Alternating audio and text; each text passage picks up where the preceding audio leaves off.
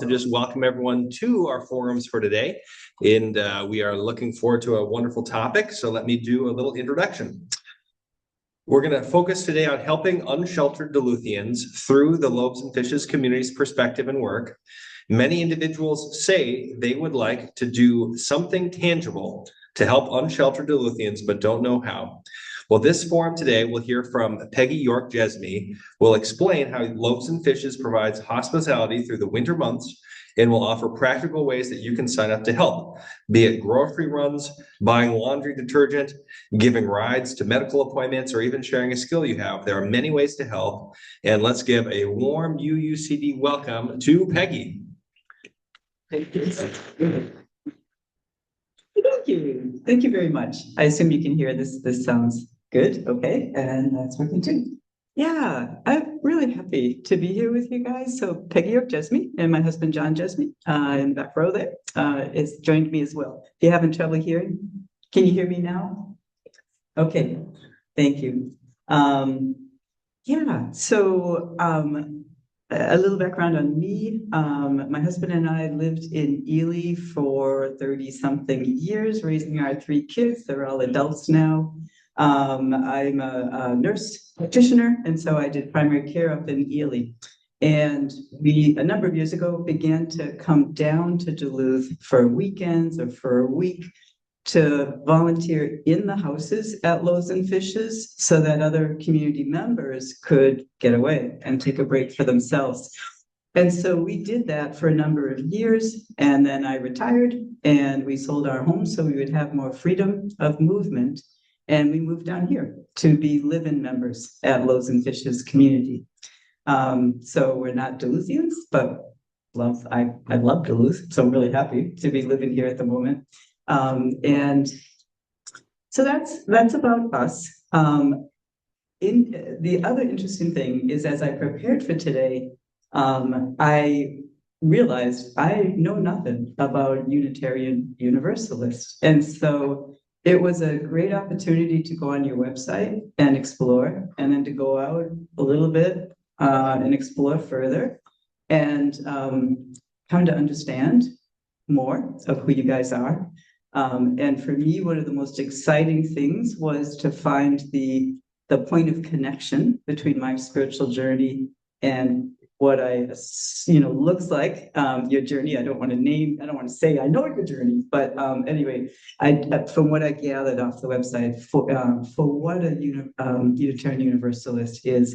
And so for me, I was born Catholic and I have stayed Catholic.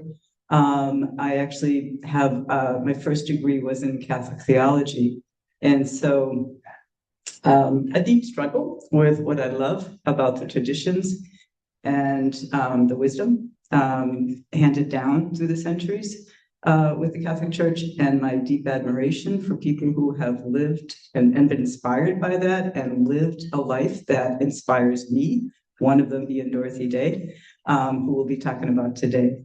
But also, of course, my own struggle with what happens when you take those beautiful ways of thinking and living in wisdom and you put them in an institution. And you put them in an institution, in particular, that's based on top-down and on men being in charge.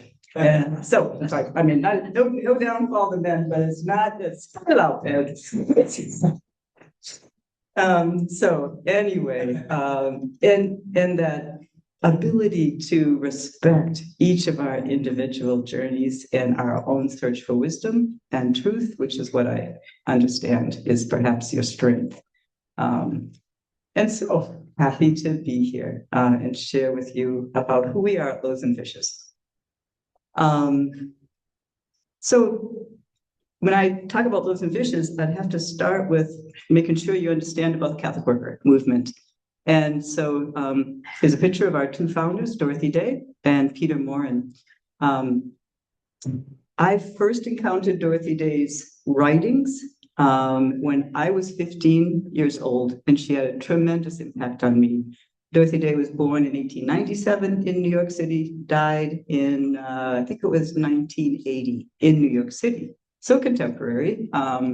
which I also really valued. And what I loved most about the way Dorothy's writings helped me is Dorothy was a journalist, which is very unusual for a woman in the 1920s. She was a journalist. She was passionate, intense, disciplined, focused, and a tremendous commitment and belief that we live our best lives when we live alongside of those who are on the margins. And Dorothy wrote, many articles and many books, but she also kept a faithful diary. And so reading her thoughts as she struggled through World War II, the 50s, the 60s, the 70s, as a pacifist, very inspiring for me. And so Dorothy Day described a bit of her upbringing and the fact that she's a very intelligent journalist and on her own spiritual journey in her 20s and searching for meaning and truth. And it kind of culminated with the birth of her child as she became a single mom. And she had a deep desire to have something that would guide her and guide her child, that would guide her spirituality. And so she chose the Catholic Church, and she started on her journey similar to mine, loving the wisdom, studying it, being inspired by the Catholic Church, and then struggling with the institution all of her life. And so Dorothy Day, that's who Dorothy is. And then Peter Morin. Peter was born about 20 years. He's about 20 years older than Dorothy, born in France, large family, peasant family, educated and became a Christian brother over in France and became a teacher. Very intelligent man. Became convinced that, as Dorothy was, that it's important to live alongside of those on the margins. And so when Dorothy Day and Peter met, Peter was living on the Bowery in New York, so in the flop houses, and dedicating his life to trying to share life with those who are on the margin. And so they combined their work and became the Catholic Worker in the 1930s. And I love the description Dorothy gives of how it all came about. She talks about, now she was living pretty in poverty, single mom, in the neighborhoods of New York City that are multi-ethnic, a lot of poverty around her, a lot of rich beauty of the different ethnicities, but a lot of suffering. And she talks about how there we were, meeting she and friends, sitting with a big pot of soup, discussing, debating, trying to understand, how to live a good life. And there'd be a knock at the door. And you'd go answer the door, and it would be somebody who was hungry. And you'd say, oh, come on in. We've got a pot of soup. We've got enough for you. And then you go back to that pot of soup. You're sitting around the table. You're talking. You're debating. You're trying to understand life. And there's a knock on the door. And you go answer the door, and it's someone who has no place to sleep. And you say, oh, come on in. You can use my bed. I can put a blanket on the floor. And that's how the Catholic Workers started. And that idea of living alongside of those on the margins as you search for truth and meaning and purpose. And so with the Catholic Worker, I found this to be one of the most helpful descriptions. So the movement is a decentralized, I'm sorry, there's something on my screen blocking me there. A decentralized network of. That's my fault. Here we go. Great, thanks. A decentralized network of autonomous communities committed to sharing life with the poor. So decentralized, one of the jokes in the Catholic Worker movement is if you were to ask someone, how many Catholic Worker houses of hospitality are there in the United States?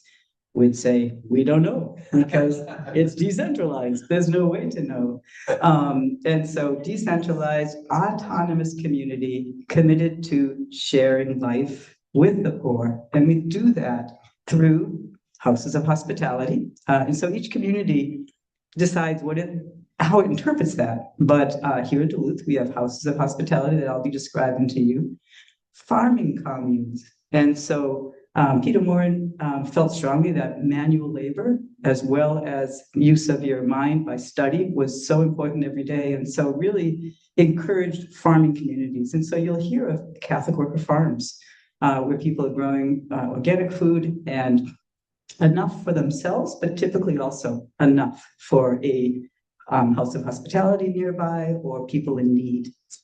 Clarification of thought. That is the importance of learning together continuously. So at Catholic worker communities, we'll often have what's called a round table where similar today, you have someone come and speak, or somebody talks about it, you read a book together or brings up an idea, and then together around a table equally, you break it down and you try to go further with that information. So clarification of thought, practicing nonviolence, advocating and working for social justice, and voluntary poverty. And that looks different for every community as well. But definitely that idea that we are living alongside of sharing life with people who are experiencing poverty. And so we give all that we have, and therefore experience poverty as well. So how does that translate to here in Duluth? Some of you folks I know these people. I never met Steve, and I have yet to meet Angie myself, but this is a picture of Steve O'Neill, Angie Miller, and their two children. And in 1989, they opened their home on Jefferson Street to Central American refugees who were fleeing to Canada. So they just made that individual decision to take that step. And I think what happened then is what happens when people, compassionate people, take that next step. Others are attracted to it. And so others came and became a part of what was happening at that house. And Loaves Fishes community is born. And so today, here's our statement about who we are that you'll see on our website. Loaves Fishes is a community of people inspired by Dorothy Day and the Catholic worker movement to build a new society within the shell of the old. And that's a statement you'll see often in Catholic worker writings. We believe in a world that is abundant with resources and love, and that there is enough for everyone if we share. As a community here in Duluth, we offer family-style hospitality, and I'll be telling you a little bit more about that, to people experiencing homelessness. We operate a no-cost neighborhood bicycle shop to promote a shared economics. We organize with our neighbors to protect everyone's right to housing. And we study and practice nonviolence in our interpersonal relationships and in our politics. We are entirely volunteer-run. We receive no government funding. So here's the picture that to me most says who we are at Loaves Fishes. So in this picture, you see a drawing of our 4 houses. All of them are on Jefferson Street. And I'm going to tell you in a little bit more detail about all of them. So Olive Branch and Dorothy Day House, those first 2 houses, those are the houses where we house people who are experiencing homelessness. And when you look at those houses, even in the picture, but up front, when you see them for real, these are beautiful old Duluth homes. They have high ceilings, wood floors, the oak wood around the windows and the doors, big windows. They're beautiful, old Duluth homes. And they put out such a welcome just because of their structure. They're just such a beautiful place. Olive Branch is the house where we provide transitional housing for women and families. At Dorothy Day House, we provide transitional housing for men and for transgender people. And so with each of these houses, if you walk in that first floor, I want to describe it to you. You walk in the door and you've got a big living room, common area. You've got a big dining room with a long dining room table, many chairs around the table. And then you've got a big traditional kitchen with cupboards that are way too high for anybody ever to reach, like you'll find in Duluth homes. And there's a bathroom with an accessible shower.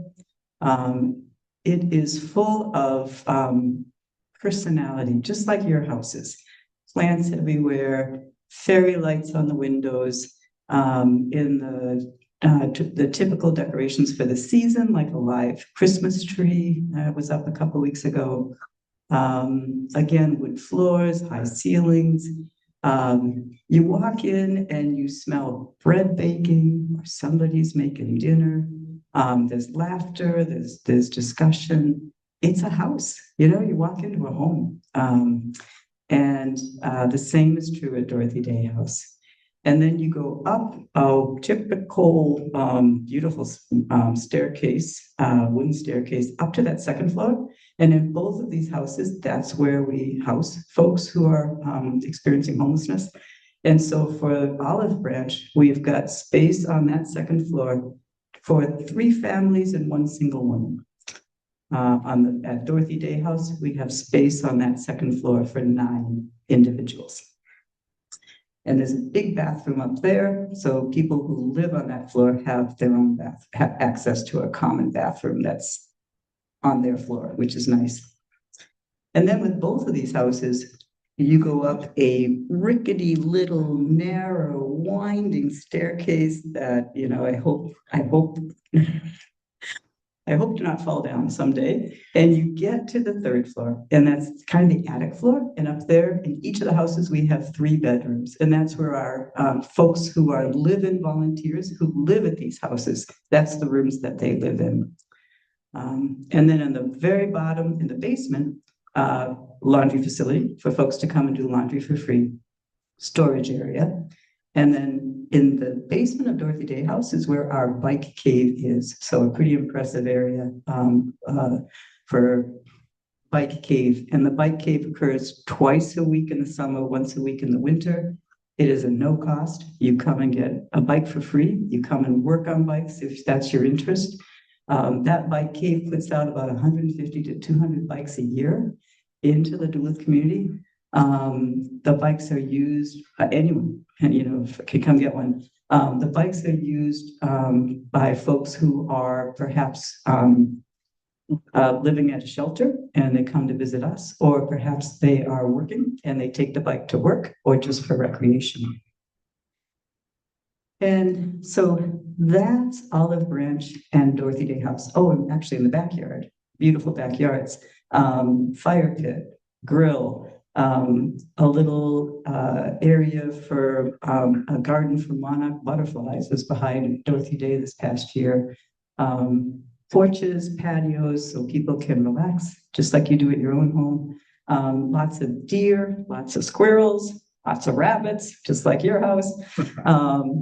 And so that's the beauty of those 2 homes. And then Bread and Roses is down the street. It's on Jefferson, but it's about 4 blocks away. And at Bread and Roses, we have live-in volunteers who then volunteer their time at Olive Branch and Dorothy Day House.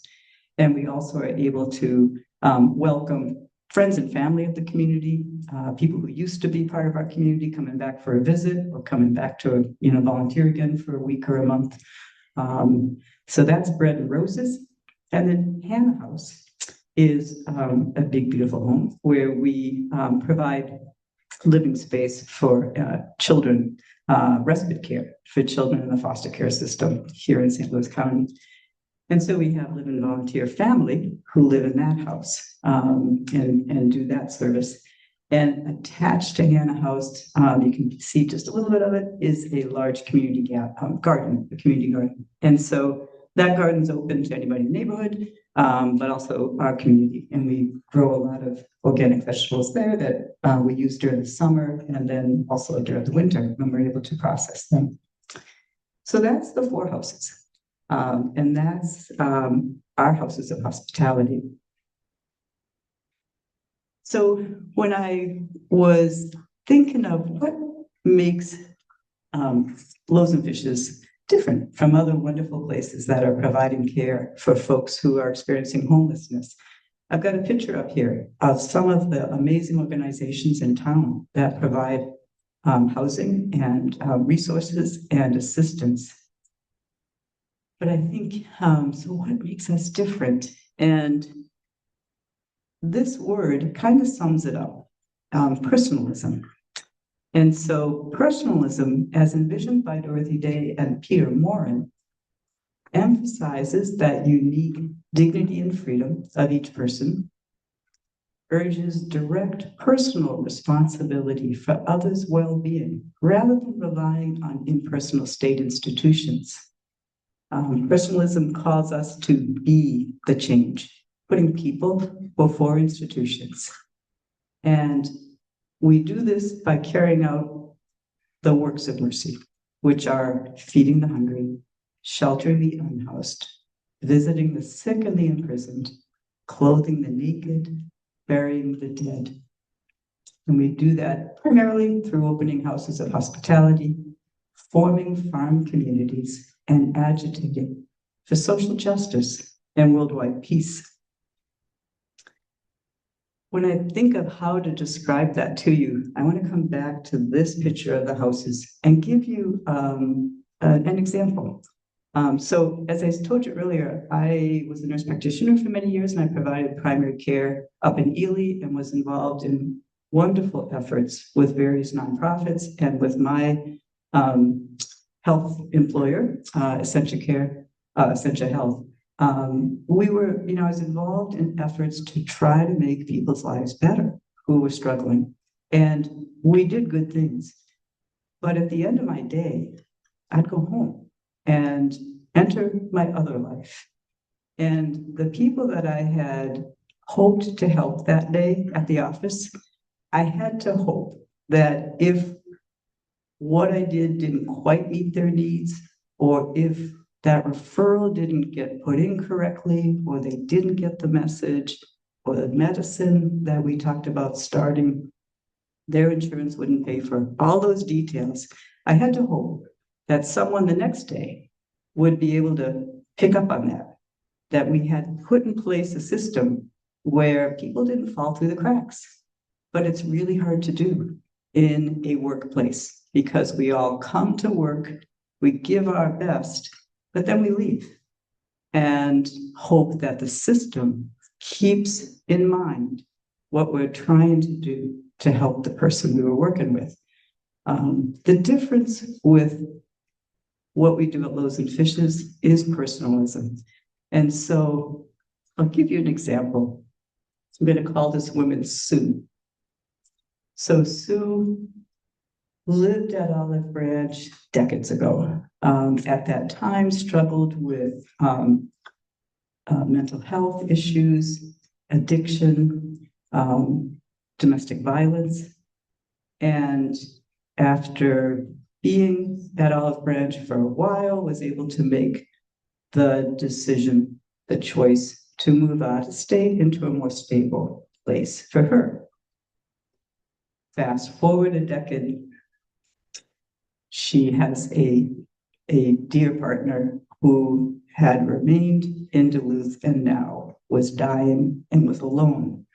And so she makes the choice to return, to be there for that person, and to enter into what it takes to be the hospice, the giver, the sole caregiver for someone who's in the process of dying. And I imagine many of us in the room know what that's like. And so given all she had to this person until they died. The day they died, she got the call from where they were living to say, you need to move out in a couple of days because your name's not on the lease. And so, along with perfect grieving and recovering from being a caregiver nonstop, she's suddenly homeless again with no resources. And so she picks up the phone and she calls Olive Branch. and a community member from decades ago knows her and remembers. And we, as a group, are able to do what you and I would do for family and friends in this kind of a situation. You just begin to figure it out. And we were able to find foster care for her beloved pet, we were able to get her belongings and put them in a secure place so that she could make the choice to go get the help she needed in an inpatient program. And it's hard to do that if you're an institution or if you're a nonprofit or if you're a health provider. It's hard to be that responsive, and it's hard to lead with your heart like that, to go out that much on a limb. And so that's the difference, I feel, that we're able to provide at Loaves and Fishes, where we live with, we are in, our homes are the homes of folks who are struggling, and we all share life together. So, opportunities to volunteer. I love the word opportunity because it is an offer, but it doesn't carry any kind of a should or a shame, because I'm guessing that I'm looking at a room full of people who already give a lot of who you are and what you have. But if what I've talked about piqued your interest, we have lots of ways for you to work more closely with us. And I would say experience the joy. So this, I'm going to pass this around. I actually have this on a card in case you want to take it with you. But certainly we are totally volunteer run. So we do not get funding from the government. And so we're very dependent on donations to pay the heat and electricity. Our food, thank goodness, most of our food comes in food donations, primarily from Whole Foods Co-op. 3 days a week, they send a volunteer to collect the food that they don't think they're going to be able to move in the store, and we are able to bring it to our houses. So we get a tremendous amount of good food that way. But we certainly sometimes need to pay for food as well. So if you wish to give money, that's the easiest way to do so, either through the website or check payable to Loaves and Fishes. If you wish to give items, so we'll have calls from people who have a stove that's still in pretty good working condition, but they, for whatever reason, they're going to get another stove, or furniture, and certainly warm winter coats, boots, backpacks, sleeping bags, camo tarps for those who are living on the street. $20 gift card for area gas stations for people who are living in their cars so they can turn their car on and stay warm. And also for folks who are using their car to go to a job. You can email us or call us with any of those thoughts or questions if you want to donate those things. And I realized as I explained that to you that I missed something important to tell you about Olive Branch and Dorothy Day House. I described to you our transitional housing program where people live on the second floor. But on that first floor, every other day, so Tuesday, Thursday, Saturday for Dorothy Day, Wednesday, Friday, Sunday for Olive Branch, we are open to other people who are experiencing homelessness. Maybe they're living at the shelters, maybe they're living on the street, to come. Also, we get community members, people who used to live in our house. They now have a room of their own, but they still have the need for food, to do their laundry for free. And in particular, they have a need for connection. And so on those days, anyone can come to our houses and eat a meal with us, sit down at our big table, eat lunch, eat dinner, do their laundry for free downstairs, take a hot shower, and take a nap on the couch or sit down and have a cup of coffee with us. And if they're ready, talk through what their next step is, what their need is, in case they're ready for us to help them reach out to some resources. And so those things happen at our houses as well. And then coming back to that piece of paper, if you wish to give food, we do have a wish list on our website, but we also have what's called meal angels. And these folks are truly angels. So these folks will bring a meal on a designated night. And some people will do that once a month, some twice a month, some once a week. Some congregations do it as a group.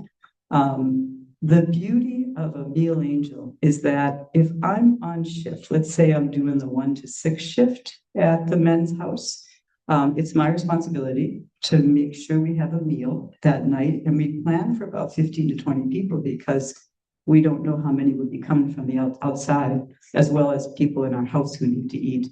And so during that 1 to 6 time, I'm trying to plan a meal. And if it's a peaceful day, no problem.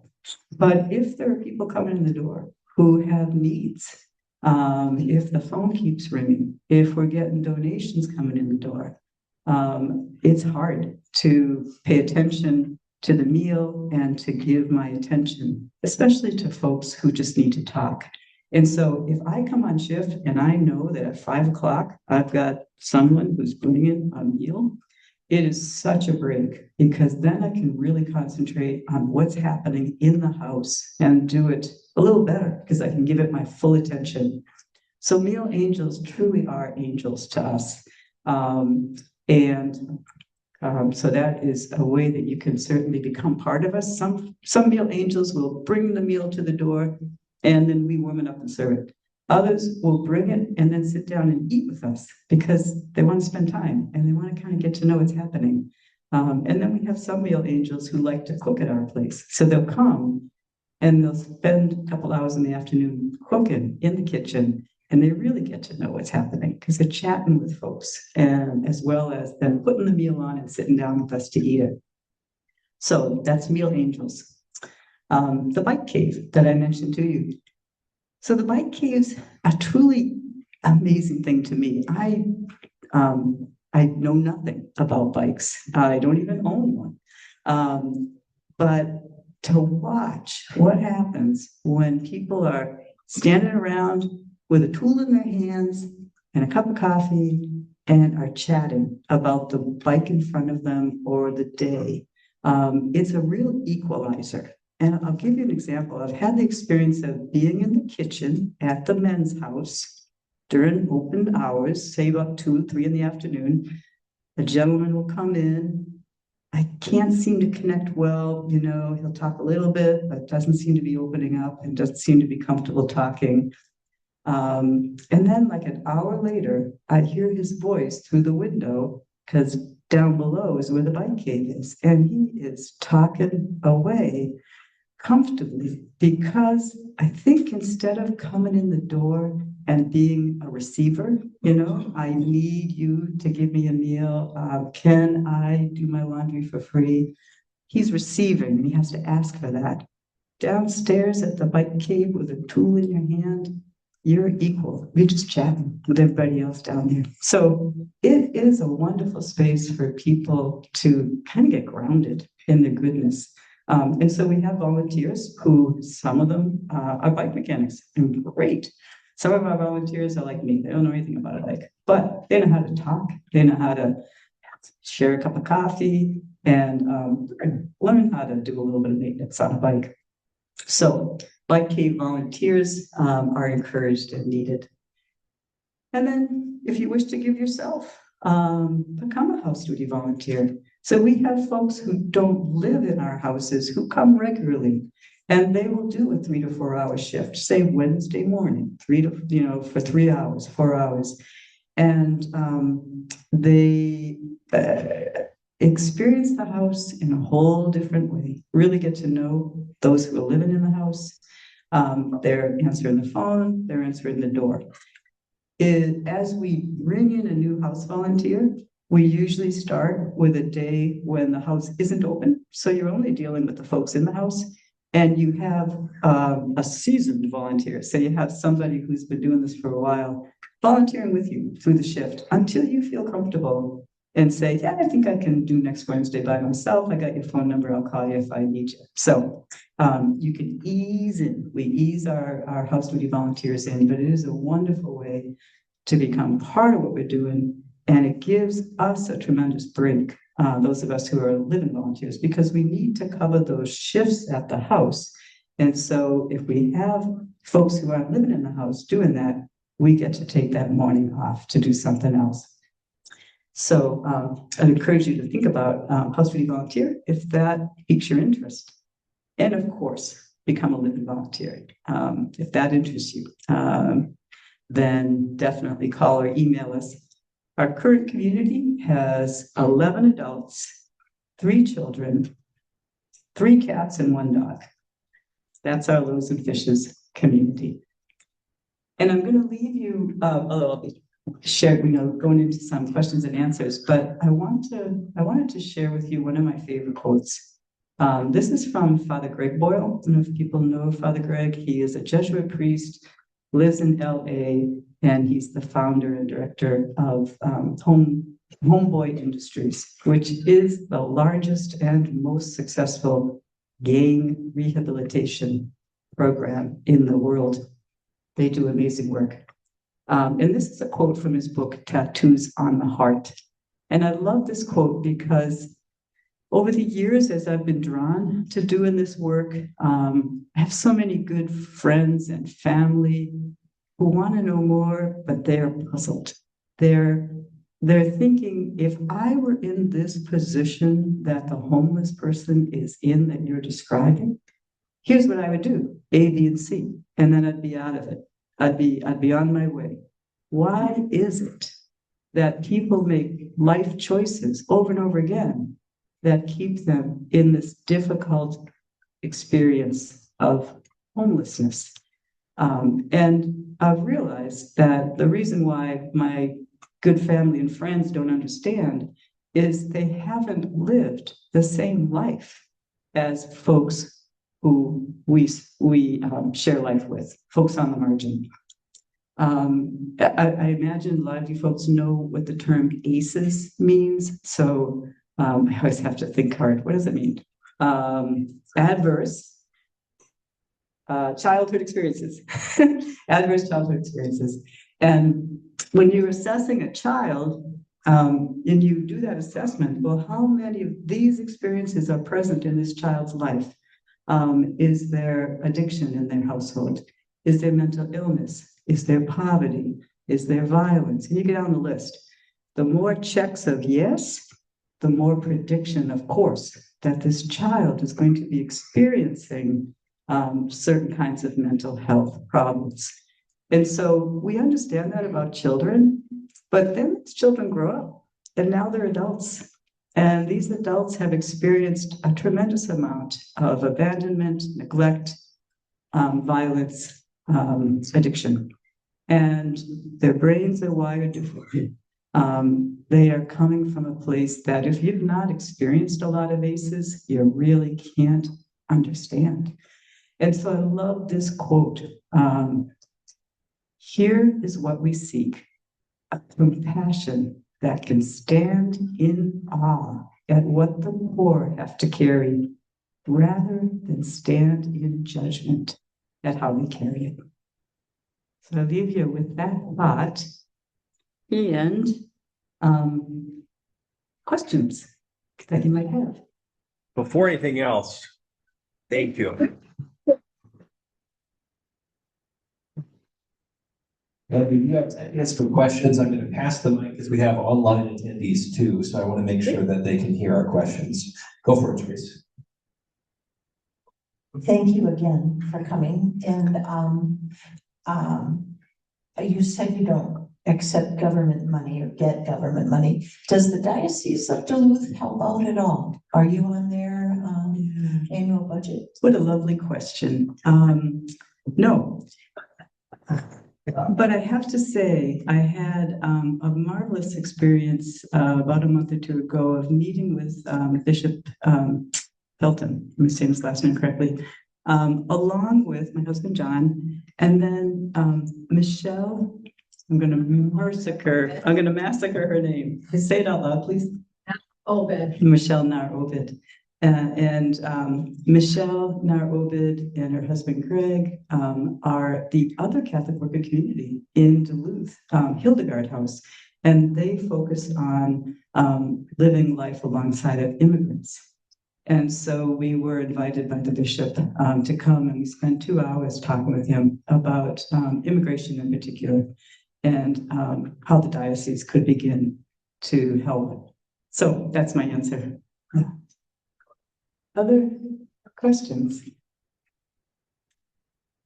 Marty, then Is there the Catholic Worker newspaper? Is it still published?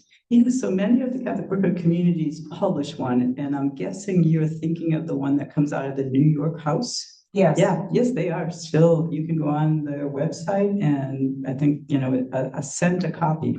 Of course, it's free. Gets sent to you, and it's a wonderful paper. There's a number of great papers. I believe it's down in no. Where's oh, whoops, it went off here. see, There's a great, you can try this one. I'll swap okay, in. thanks. There's a great Catholic worker down in Houston, and they too put out a great paper. But there's a number of great papers. Batteries again, so I'll pass Yeah. it back and forth. So a little well then. As a live-in volunteer, how do you regulate your own time, or how do you make time for yourself? Yeah. That is a really good question. And self-care for community members is something we talk a lot about. So my husband and I chose to join in a little bit of an unusual way. We had been coming down, like I described, for a number of years. And when we made the decision to move down, we asked to be able to rent our own place on Jefferson Street as one of the few married couples in the organization, or in Loaves Fishes, and also just knowing ourselves that for our self-care, we needed that, and it has been wonderful for us. I do look at my community members who live in the houses, particularly where the transitional housing is provided, and it is a challenge. And so people, like in your regular life, I mean, I raised 3 kids, how do you survive that? How do you take care of yourself? And so it's the same. You want to be assessing yourself and be honest with yourself and understand that taking time for yourself is the most important thing you can do to be able to keep doing the work. And so we encourage each other in that way. But that is a big challenge for sure. I just had this working. Okay. That's, I think it is. Hi, I apologize. I came in a little late and I just wanted to know your name. Oh, sure. My first name's Peggy. My last name, good luck. It's York Jesme. So York, like New York, Jesme, which is my husband's last name. Jesme? Jesme. I'll never do it again. Jesme. J or G? J. Okay. Although the rumor is, so Norwegian, so we often think there was a G before it, originally GJ. Because my wife's side of the family, she's around here somewhere on location, but she's has a Jesme Well, yeah, there's a, with a G. okay, with a G, yeah, interesting, And yeah. so I already forgot your first name. Peggy. Peggy. And you said you and your husband live on Jefferson, but you're not. Yeah. You're not a resident in one of the. Right. If we were gonna update that picture of 4 houses, we'd have a 5th little house where we rent. John and I rent a little home right on Jefferson Street. Okay. Yeah. Okay, cool. Thank you. Yeah. All right, another 4 or so minutes for Q&A. What else are people thinking? Go for it, Scott. Is Joel still there? So Joel is involved in, as you probably know, Stepping On Up with Chum, which is an amazing effort to deal with homelessness, and does not live in our community, but still is a person we connect with on a regular basis. Yeah. And A friend of mine, Liz, used to bring cookies, Yes, but she moved. the cookie person, we know she moved. Yeah. It was cookies. She was so delighted to do that. Oh, that was so nice. And she left us all her recipes, Oh, which is very sweet. Yeah, I mean, these are extraordinary cookies and she Yeah. would bring them once a week. Yeah. Yeah. The cookie lady. Yeah. Sounds like there's a need there. Yeah, right. Alright. Always a need for An sugar. opportunity. An opportunity. We have great cookies here. Thanks for Mary. I just wanted to announce this is, because I know we're at the end, and this is a film from the Interfaith Committee for Migrant Justice on January 25th. I just sent the flyer around, and it's a zeitgeist, and it's free. You can take a look or put it in the connector. Sherry hasn't done so already, but anyway, it's has a relationship to that, and of course, a relationship to all the tragedy suffering in Minnesota right now. Yes. So I hope you can consider going. So, Thanks for naming that, Bev. Got time for at least one other question? Anything else on people's hearts and minds? Please. Hi, I'm Doris, and I lived as an in-house volunteer with Loaves Fishes about 5 years ago. And I just want to say that one of the benefits that I'm sure you would receive, but it is more intense when you're part of the community, is really the part to not be isolated or lonely and to really understand how a functional community works. And one of the joys of Loaves Fishes is that the people there are mostly happy and they enjoy it and they give without feeling depleted and they take care of themselves, like you said. And the other thing that for me as an older person that was very helpful is I really get to see how young, effective 20 and 30-year-olds think and act and communicate. And I need that, a lot of the world has changed since I was that age. And it's just been a beautiful part to feel really incorporated into a community that's so intergenerational. And I know that volunteers who spend time in the houses would have that same, awareness of just belonging. Thanks. Shout out to Doris who put this together. So good. We've been emailing, but I haven't met you yet. So thank you, Doris, for being here.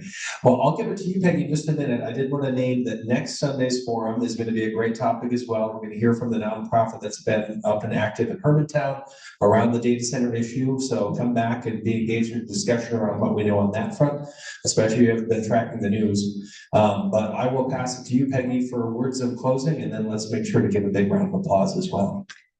thank you very much. It's really a joy to be in a room with people who care. So thank you very much.